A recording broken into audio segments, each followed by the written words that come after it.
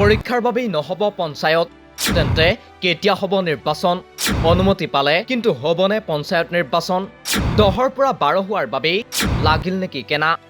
অৱশেষত আহিল সেই বহু প্ৰতীক্ষিত খবৰটো। মাত্ৰ 9টা পঞ্চায়ত বাদ দি বাকীবোৰ স্থানত অনুষ্ঠিত হ'ব পঞ্চায়ত নিৰ্বাচন। এই 9টা পঞ্চায়তৰ পৰা লেখ আবেদন দাখিল কৰিছিল উচ্চ ন্যায়ালয়ত। সেয়ে এই পঞ্চায়তকেইটা বৰ্তমান বাদ দিয়া হৈছে নিৰ্বাচনৰ আওতাৰ পৰা। ৰাজ্য চৰকাৰ, ৰাজনৈতিক দল তথা জনতা পঞ্চায়ত নিৰ্বাচনক লৈ যথেষ্ট উদ্বিগ্ন হৈ আছিল।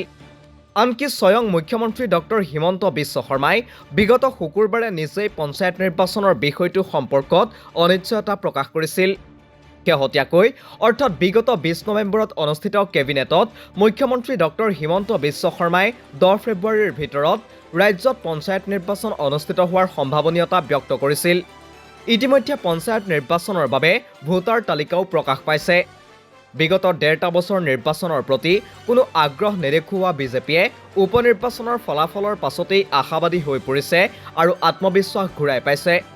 সেয়ে মুখ্যমন্ত্ৰী হিমন্ত বিশ্ব শৰ্মাই যিমান পাৰে সিমান সোনকালে নিৰ্বাচন অনুষ্ঠিত হোৱাটো বিচাৰিছিল যদিও বিগত 10 জানুৱাৰী পৰ্যন্ত উচ্চ ন্যায়ালয়ে একো ৰায় নিদিয়াত পঞ্চায়ত নিৰ্বাচনৰ বিষয়টো কোনো মীমাংসা নোহোৱাকৈ ওলমি ৰৈছিল।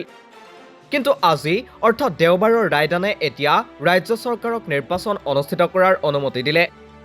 নিৰ্বাচন অনুষ্ঠিত কৰিব নোৱাৰা পঞ্চায়তবোৰ কৰিমগঞ্জ, মৰিগাঁও আদি জিলাৰ অন্তৰ্ভুক্ত। উচ্চ ন্যায়ালয়ে 10 জানুৱাৰী পৰ্যন্ত নিৰ্বাচন অনুষ্ঠিত কৰাৰ বাবে অধিসূচনা জাৰি কৰিব নোৱাৰিব বুলি নিৰ্দেশ জাৰি কৰিছিল। ইয়াৰ পিছতেই মুখ্যমন্ত্ৰীয়ে বিগত 10 জানুৱাৰীৰ নিশা ঘোষণা কৰিছিল যে যদি সেইদিনা নিশা 12 বজাৰ ভিতৰত কোনো সিদ্ধান্ত তেওঁলোকে লাভ নকৰে তেন্তে অহা 10 অথবা 12 ফেব্ৰুৱাৰীত নিৰ্বাচন কৰিব পৰা নাযাব। মুখ্যমন্ত্ৰীয়ে লগতে উল্লেখ কৰিছিল যে উচ্চ মাধ্যমিক পৰীক্ষা অনুষ্ঠিত হ'ব অহা 15 ফেব্ৰুৱাৰীত। এই পৰীক্ষাৰ অন্ত পৰিব অহা 3 মাৰ্চত। আনহাতে উচ্চতৰ মাধ্যমিকৰ পৰীক্ষা আৰম্ভ হ'ব 13 ফেব্ৰুৱাৰীত আৰু অন্ত পৰিব 17 মাৰ্চত। গতিকে পৰীক্ষাৰ মাজত কোনো কাৰণতে নিৰ্বাচন অনুষ্ঠিত কৰিব পৰা নাযাব বুলি তেওঁ নিজেই মন্তব্য কৰিছিল। গুৰুত্বপূৰ্ণ বিষয়টো হ'ল পঞ্চায়ত নতুনকৈ গঠন হোৱা বিষয়টোক লৈ কেইবাটাও পক্ষই ওজৰ আপত্তি লৈ ন্যায়ালয়ৰ কাষ চাপিছিল।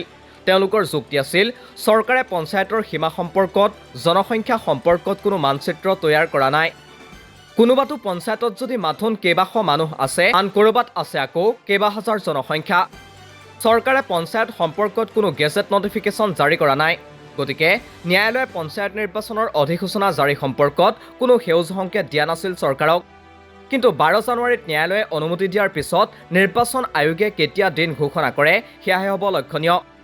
মুখ্যমন্ত্ৰীয়ে কোৱাৰ দৰে যদি পৰীক্ষাই বাধাৰ সৃষ্টি কৰে তেন্তে 17 মাৰ্চলৈকে পঞ্চায়ত নিৰ্বাচন অনুষ্ঠিত হোৱাৰ ক্ষেত্ৰত কিছু সমস্যাৰ সন্মুখীন হ'ব নিৰ্বাচন আয়োগ।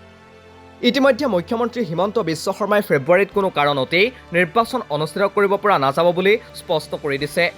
নিউজ ডেস্ক ৰিপৰ্ট, দি ক্ৰছ কাৰেণ্ট।